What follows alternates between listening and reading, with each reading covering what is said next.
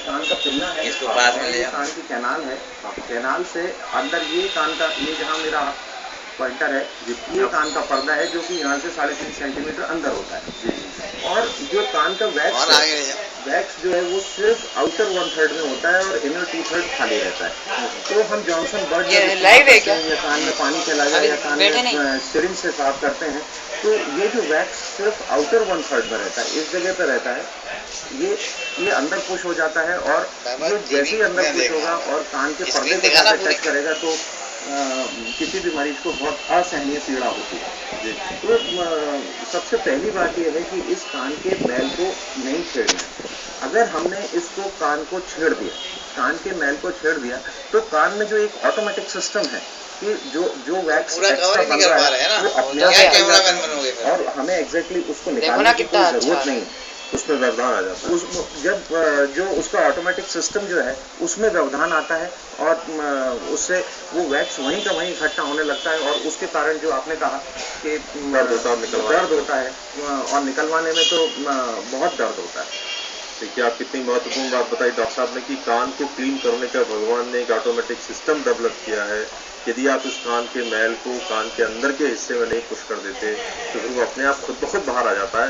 आपको बाहर से क्लीन करता है अपन कई बार जो बुरादे जैसा निकलता है, बस उससे ही क्लीन हो जाता है। वैसे भी बरसात का मौसम चल रहा है आजकल, बहुत से ऐसे लोग आते हैं जो कहते हैं खुजली हो रही है और बहुत दर्द हो रहा है, ऐसे मरीज देखने को मिलते हैं। बरसात देखिए, फिर मैं यहाँ पे इसी पिक्चर के ऊपर जाना चाहता हूँ कि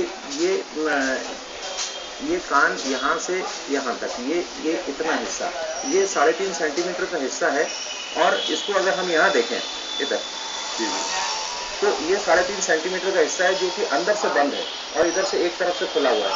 अब ये जो हिस्सा है, इस हिस्से में बरसात के मौसम में मॉइस्चर, नमी बहुत अच्छी तरह से रह सकती है और जहाँ पर नमी है वहाँ पर फंगल इन्फेक्शन होना हो जाता है। तो मतलब बरसात में फंगल इन्फेक्शन ज़्यादा, बरसात में फंगल इन्फेक्शन होना बहुत कॉमन है और इसी फंगल इन्फेक्शन की वजह से कान में बहुत ज़्यादा खुजली मचती है और जब फंगल इन्फेक्शन में एक और बैक्टीरियल इन्फेक्शन भी हो जाता है तो असहनीय पीड़ा होती है। इसमें तो फिर डॉक्टर के पास जाना पड़ेगा। एक महेंद्र जी अब्दुल्लागंज से बात करना चाहते हैं, उनकी बात सुन लेते हैं क्या पूछ रहे हैं। महेंद्र जी, आपका स्वागत है, अपना सवाल पूछिए। अरे हाँ पापा, मैं एक सेकंड में भैया लैपटॉप लेके आ रहा हूँ, केबल कनेक्ट करना उससे।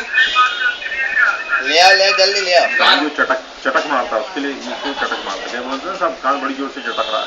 कई बार अक्सर मैंने देखा माताएं आती हैं और वो बच्चे के लिए बोलते हैं कि डॉक्टर रात को बहुत तेज कान में दर्द हुआ, रात भर सो ही नहीं पाया ये, और बच्चों को एक बार सर्दी जुकाम भी रहता है। 10 मिनट की तो बन जाएगी। कान जो चटकता है उसमें ज्यादातर बच्चे को पहले जुकाम होता है, भैया को सेंड कर दें। जुकाम होने की वजह से यूस्टेशन ट्यूब से, ये देखिए यहाँ पे सिर्फ पिक्चर देखी था, ये यूस्टेशन ट्यूब है, ये जो कि कान के बीच वाले हिस्से को जोड़ती है और ये हिस्सा जो है ये नाक से जोड़ता है। अच्छे हैं, इसीलिए नाक कान गला हमेशा साथ में चलते हैं। तो कान से कोई भी इन्फेक्शन इस ट्यूब के जरिए मिडिल ईयर में पहुंच जाता है और उसकी वजह से कान में इन्फेक्शन पहुंच जाता है और कान में बहुत दर्द होता है। और कहने का मतलब जब भी व्यक्ति को जुकाम होता है तो चूंकि नाक के पिछले हिस्से में एक ट्यूब रहती है जो कान को जोड़ती है, तो नाक का इन्फेक्शन कान में चला जाता है, इस कारण से कान में दर्द होता है। तो मतलब जुकाम को भी लाइटली लेने की जरूरत नहीं। बिल्कुल नहीं।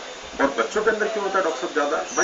बच्चों में कारण ये है कि ये वाली जो ट्यूब है, ये वाली यूस्टेशन ट्यूब जिसको हम कहते हैं, ये बहुत छोटी और बहुत चौड़ी होती है, इसलिए नाक से इन्फेक्शन बहुत जल्दी कान को चला जाता है। इसी के साथ डॉक्टर साहब एक सवाल और उठता है, कई बार क्या रहता है कि मान लीजिए कान में बच्चे को रात को बहुत दर्द हुआ, घर में दादी माँ है या कोई बुजुर्ग है, वो लोग बोलते हैं भाई इसमें सरसों का तेल डाल दो, और पता लगा तेल डालने के बाद कई बार पर्दे में कुछ रिसाव आ गया, कान बहने लग गया, वो आके बताते रात को बड़ा तेज दर्द था।